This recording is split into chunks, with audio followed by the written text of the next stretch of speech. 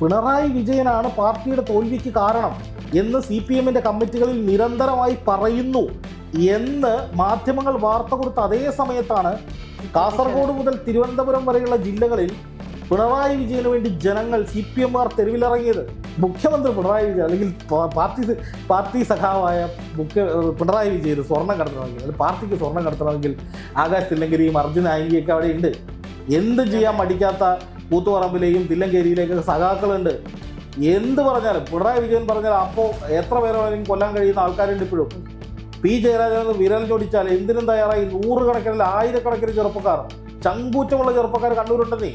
വീട്ടിൽ പോയി പറഞ്ഞാൽ മതി എന്നൊരൊറ്റ പ്രയോഗത്തിലാണ് വലിയ പണി കിട്ടിയത്. പിണറായി സഖാവിന് മുഖ്യമന്ത്രി എന്ന നിലയിൽ, ആഭ്യന്തരമന്ത്രി എന്ന നിലയിൽ, വെള്ളാപ്പള്ളിയെ കൂടെ കൂട്ടിയ നിലയിൽ ഒക്കെ ഒരുപാട് പരാജയങ്ങളുണ്ട്. ഏതു സഖാവ് പിണറായി വിജയൻ അദ്ദേഹത്തിനെതിരെ വന്ന ആരോപണങ്ങളും അദ്ദേഹത്തിനെതിരെ വന്ന കടന്നാക്രമണങ്ങളും എല്ലാം അദ്ദേഹം നേരിട്ടത് ഒരൊറ്റ മനോഭാവത്തോടെയാണ്. അതായത് അദ്ദേഹം തളരില്ല, ഇതിനെയും നേരിടും എന്ന് പറഞ്ഞുകൊണ്ടാണ് അദ്ദേഹം ഓരോ പ്രാവശ്യവും അതിനെ നോക്കിക്കാണുന്നത്. എന്തുകൊണ്ടാണ് ആ ഒരു മനോഭാവം അദ്ദേഹത്തിൽ മാത്രം ഇങ്ങനെ നിൽക്കുന്നത്? കാരണം ഒരുപാട് കടന്നാക്രമണങ്ങളും മാധ്യമങ്ങളുടെ ഭാഗത്ത് നിന്നും ഒരുപാട് പ്രശ്നങ്ങൾ അദ്ദേഹത്തിനുണ്ടായിട്ടുണ്ട്. പക്ഷെ അതിനെ ഒന്നും ഒരു കൂസലുമില്ലാതെയാണ് അദ്ദേഹം അതിനെ നേരിട്ടത്. എന്തുകൊണ്ടാണ് ആ ഒരു മനോഭാവം എപ്പോഴും പിണറായി വിജയന് ഉണ്ടാകുന്നത്? പിണറായി വിജയനെതിരായിട്ടുള്ള ആരോപണങ്ങൾ, സഖാവ് പിണറായി വിജയൻ, മുൻ മുഖ്യമന്ത്രി, ഇപ്പോഴത്തെ പ്രതിപക്ഷ നേതാവ് പിണറായി വിജയൻ, അദ്ദേഹത്തിനെതിരെ ഉയർന്നു വരുന്ന ആരോപണങ്ങൾ ഇതാദ്യമായിട്ടല്ല. ഇത്തരം ആരോപണങ്ങൾ അദ്ദേഹത്തിനെതിരെയും മകൾക്ക് നേരെയും അദ്ദേഹത്തിൻ്റെ കുടുംബത്തിന് നേരെയും ഉയർന്നു വരുന്നത്. ഇത് മാത്രമല്ല, മാധ്യമങ്ങളുടെ ലാളന കേട്ട് അല്ലെങ്കിൽ ലാളനയിലൂടെ PR വർക്കിലൂടെ വളർന്നു വന്ന ഒരു നേതാവുമല്ല പിണറായി വിജയൻ. പിണറായി വിജയൻ എന്ന പേര് കേൾക്കുമ്പോൾ രാഷ്ട്രീയ ചരിത്രം അറിയുന്നവർ അവർ രോമാഞ്ചത്തോടുകൂടി ഓർത്തു പോകുന്നൊരു സന്ദർഭമുണ്ട്. അത് നിയമസഭയിൽ ചോര പുരണ്ട കീറിയ ഷർട്ടുമായിട്ട് നിന്നിട്ട് താനും തൻ്റെ സഖാക്കളും നേരിട്ട ക്രൂരമായ പോലീസ് മർദ്ദനത്തെക്കുറിച്ച് വിവരിക്കുന്ന MLA ആയ പിണറായി വിജയൻ്റെ കഥയാണ്. ആ ചിത്രമാണ് 1977 അടിയന്തരാവസ്ഥയ്ക്ക് ശേഷം തെരഞ്ഞെടുപ്പ് കടന്ന് വീണ്ടും MLA ആയി സഭയിലെത്തി ആ ഘട്ടത്തിൽ നിയമസഭയ്ക്ക് നടുത്തളത്തിലിറങ്ങി ചോര പുരണ്ട ഷർട്ടും ഉയർത്തിപ്പിടിച്ച് താൻ നേരിട്ട പോലീസ് അതിക്രമങ്ങളെക്കുറിച്ച് വ്യക്തമായി വിവരിക്കുന്ന ധൈര്യമുള്ളൊരു സഖാവ്, ചങ്കുറപ്പുള്ള സഖാവ്.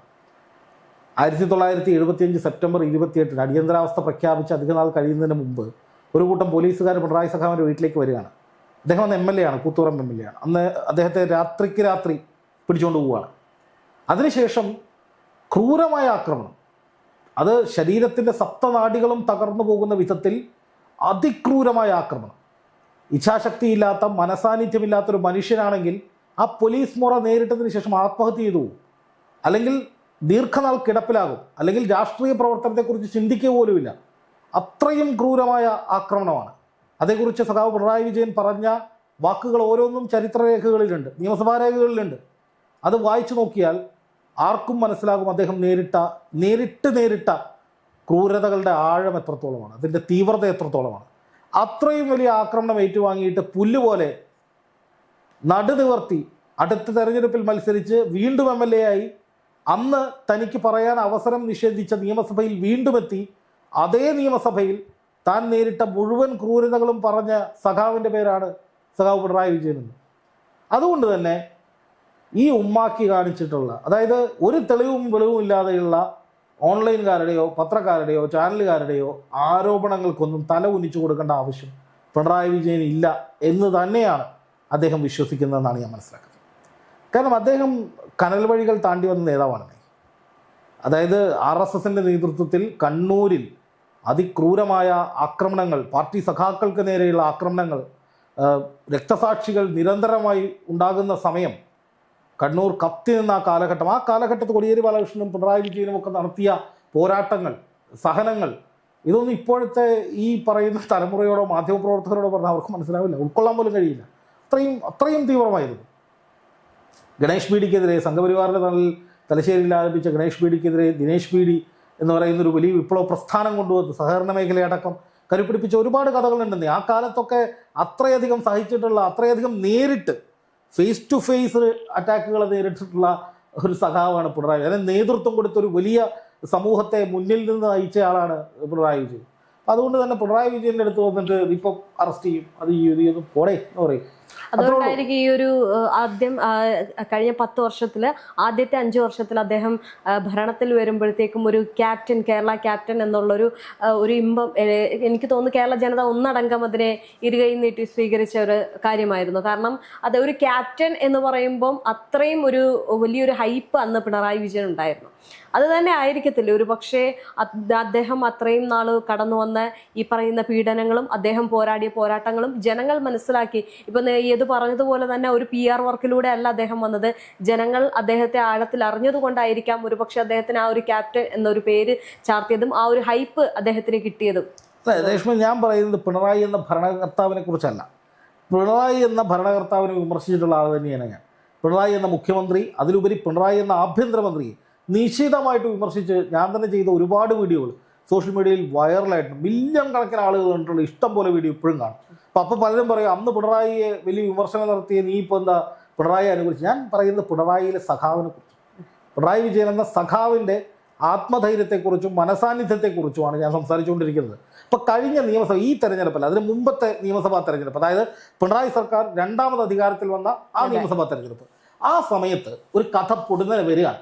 എനിക്ക് തോന്നുന്നു മറുനാടനിലോ അങ്ങനെ ഏതൊരു ഊച്ചാളി ഓൺലൈനിലാണ് ഈ സാധനം വന്നത്. ആദ്യം പിണറായി വിജയൻ സ്വർണ്ണക്കടത്ത് നടത്തി, ബിരിയാണി ചെമ്പിൽ സ്വർണം കടത്തി, ഡിപ്ലോമാറ്റിക് പാസേജ് വഴി സ്വർണം കടത്തി, ഖുറാനിൽ പിണറായിക്ക് വേണ്ടി KT ജലീൽ സ്വർണം കടത്തി. എനിക്ക് തോന്നുന്നു അഡ്വക്കേറ്റ് ജയശങ്കറൊക്കെ ഇരുന്ന് കുന്തളിക്കുകയായിരുന്നു ചാനൽ ഫ്ലോറുകളിൽ.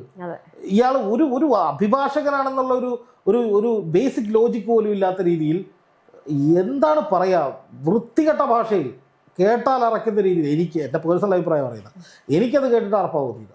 അതിന് പല വീഡിയോകളും ഇങ്ങനെയൊക്കെ തള്ളി മറച്ചു. മറുനാടനൊക്കെ ആണെങ്കിൽ എന്തൊക്കെയാണ് പറഞ്ഞത്.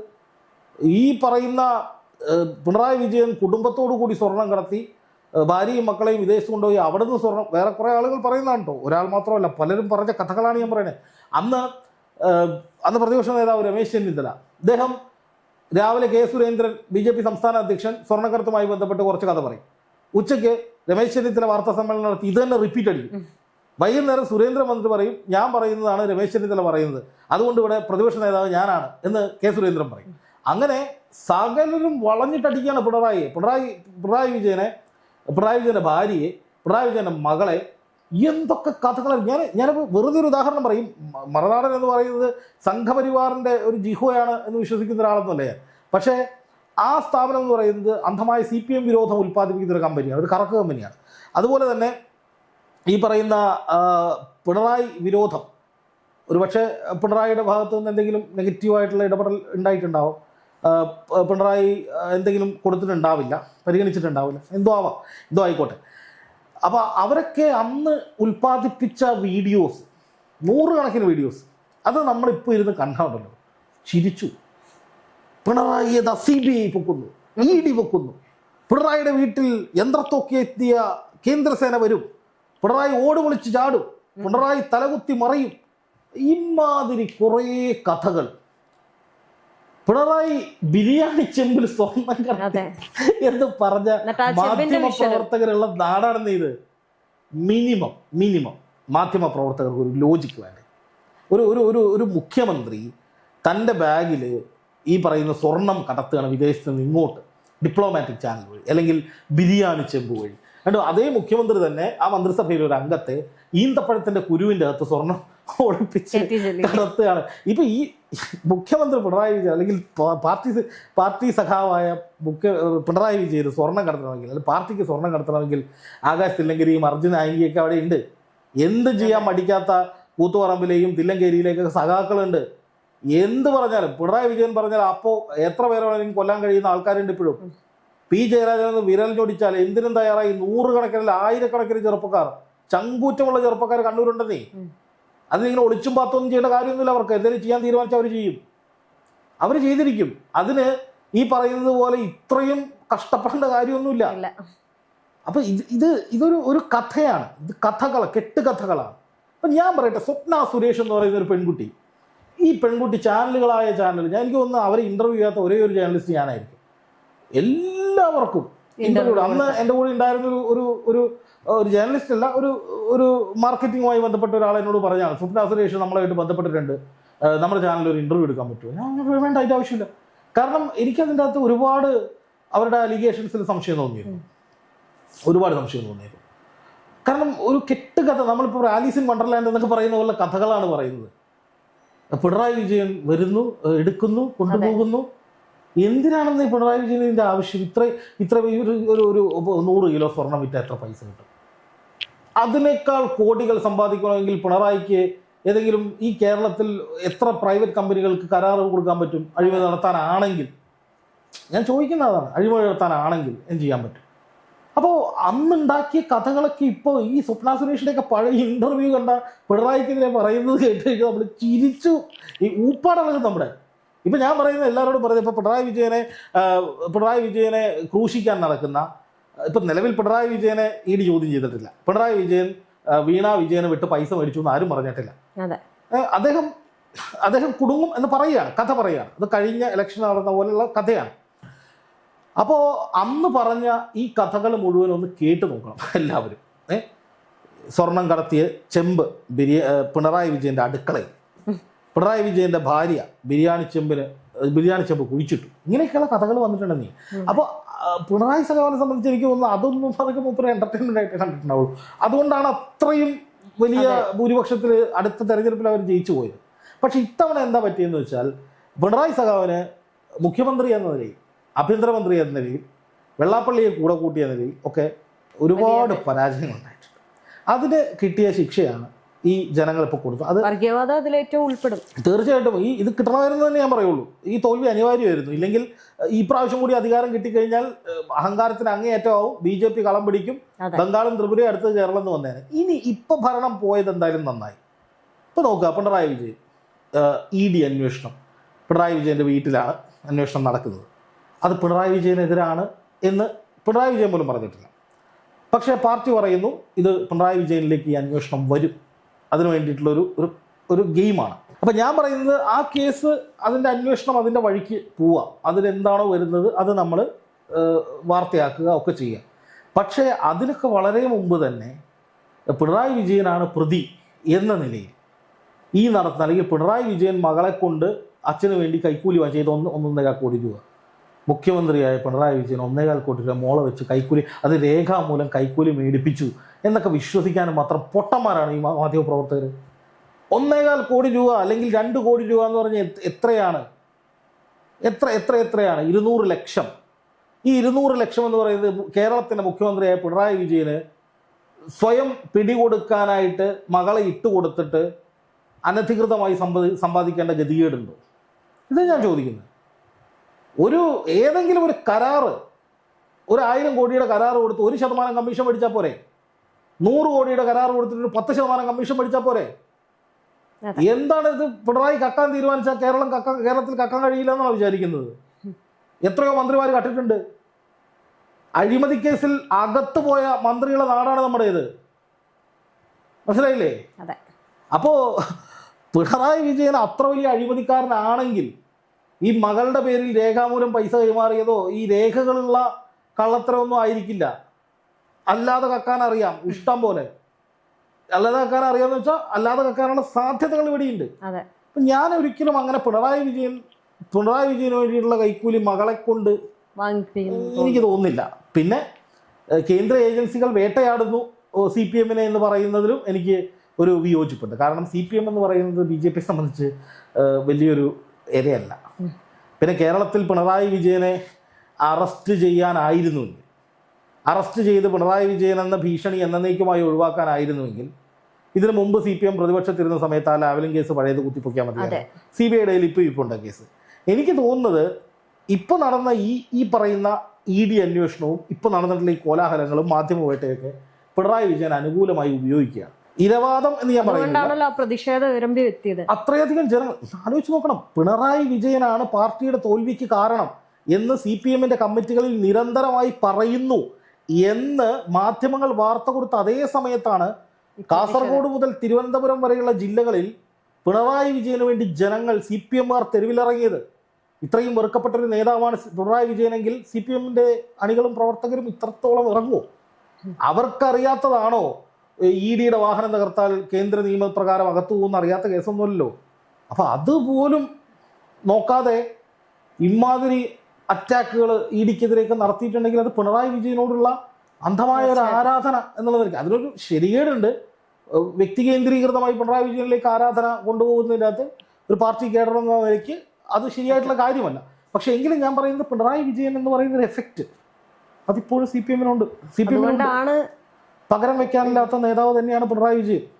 പിണറായി വിജയനെ മാധ്യമങ്ങൾ ഇങ്ങനെ കടന്നാക്രമിച്ചിട്ട് പിണറായി വിജയൻ നാളെ പ്രതിപക്ഷ നേതാവ് സ്ഥാനം രാജിവെച്ച് പേടിച്ച് വീട്ടിൽ പോയിരിക്കുന്ന കരുതണ്ട, ആരും കരുതണ്ട. അത് നടക്കൂല. സഖാവ് പിണറായി വിജയനെ മാധ്യമങ്ങൾ 10 ചീത്ത വിളിച്ചാൽ പിണറായി വിജയൻ പേടിച്ച് അയ്യോ എന്ന് പറഞ്ഞ് വീട്ടിൽ പോയിരിക്കുമെന്നോ പദവി രാജിവെക്കുമെന്നോ അല്ലെങ്കിൽ മാധ്യമങ്ങളെ കെട്ടിപ്പിടിച്ച് നാളെ മുതൽ മാധ്യമ വിരുന്ന് നൽകി മാധ്യമങ്ങളുടെ മുന്നിൽ പൂക്കിച്ചിരി ഇരിച്ചിട്ട് ഞാൻ വലിയ മാന്യനാണെന്ന് മാധ്യമങ്ങളെ കൊണ്ട് പറയിക്കും പിണറായി വിജയനെന്ന് ഞാൻ കരുതുന്നില്ല. അദ്ദേഹം അന്നും ഇന്നും അതേപോലെ തന്നെയാണ്. ടെറർ ഇമേജാണ് അദ്ദേഹത്തിന്, എന്നും ടെറർ ഇമേജ് തന്നെയാണ്. ഉഷാ ഉതുപ്പിന്റെ ഗാനമേളയല്ല ഇവിടെ നടക്കുന്നതെന്ന് കോട്ടയം സമ്മേളനത്തിൽ പ്രവർത്തകരുടെ മുന്നിൽ കല്ലിപ്പിട്ട് പറഞ്ഞൊരു പാർട്ടി സെക്രട്ടറി ഉണ്ടായിരുന്നു. അന്ന് വലിയ വിഭാഗീയത കത്തി നിൽക്കുന്ന സമയമാണ്. അന്നും ഇതേ മാധ്യമങ്ങൾ VS അച്യുതാനന്ദൻ ജയിൽ വെച്ച് പിണറായിയെ ചീത്ത വിളിച്ച് ലേഖനം എഴുതി. എന്നിട്ട് നടപടി വന്നപ്പോൾ ആർക്കെതിരെ വന്നത്? അച്യുതാനന്ദനെതിരെയാണ്. ആരാണ് രാഷ്ട്രീയ ചിത്രത്തിൽ നിന്ന് ഔട്ടായി പോയത്? അച്യുതാനന്ദനാണ്. അന്ന് മാധ്യമങ്ങൾ പറഞ്ഞു പിണറായി വിജയൻ തീർന്നു, അച്യുതാനന്ദനെ ഇഷ്ടപ്പെടുന്ന ജനലക്ഷങ്ങൾ പിണറായി വിജയനെതിരെ വിധി എഴുതും. 2 ടൈമിലാണ് മുഖ്യമന്ത്രിയായിരുന്നത് പിണറായി വിജയൻ. ഇപ്പോഴത്തെ പ്രതിപക്ഷ നേതാവായിരിക്കുന്നു. അധികാരത്തിൽ നിന്ന് താഴേക്ക് പോയിട്ടില്ല.